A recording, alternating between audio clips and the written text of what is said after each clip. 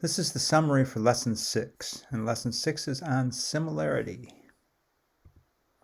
So in this summary, the point is that if you can move one image of a figure and exactly map to another image of another figure, then that proves that those two figures are similar. So if you can go through a translation, reflection, rotation, dilation, and in this case get image or figure ABC to exactly map to figure DEF, that's proof that these two figures are similar figures.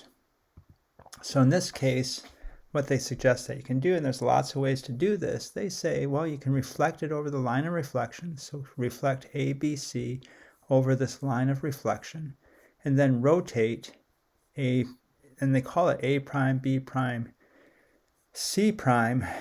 I still argue that you don't have to change the names of the points because they're those points that are being moved. But nevertheless, they change them to their primes, and they leave A prime off and just keep that as D.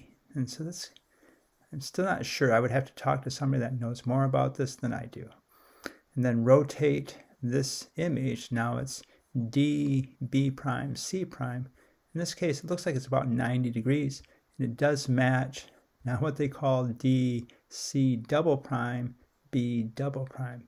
There are places where you do want to use the primes if your figures are getting messy and you want to keep track of what's going on, but I don't think that's the case here. All right, and then dilate D prime or D, B double prime, C double prime to D, E, F. Well, to be consistent, they should change these names to B triple prime and C triple prime. But anyway, all right. I think it's kind of hard to find where this line of reflection is. You have to measure the distance between this. If it's not on a grid, you have to measure the distance, the perpendicular distance between them, cut that in half, and then measure half that distance to get to this point.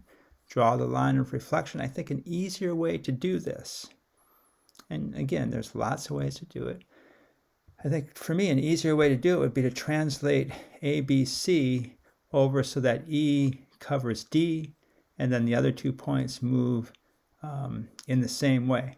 So now you have triangle ABC translated to cover where A covers D. Once you've done that translation, then you can do this reflection, and side AC, this side right here, is the line of reflection. So you don't have to guess where it is, you don't have to measure, you don't have to do anything. It is that line of reflection that you can use. And you're only moving one point. You're moving C from this point to this point. The other 2 points stay the same.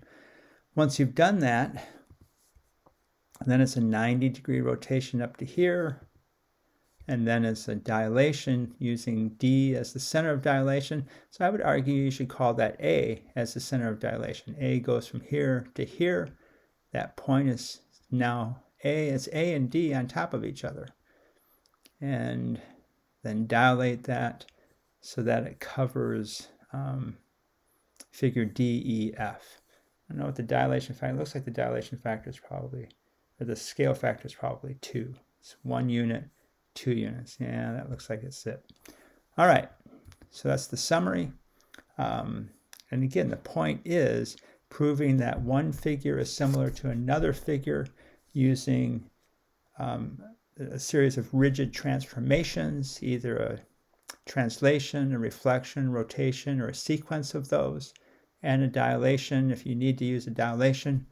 And if you can get those figures to exactly map one on top of the other, they are similar. That is the definition.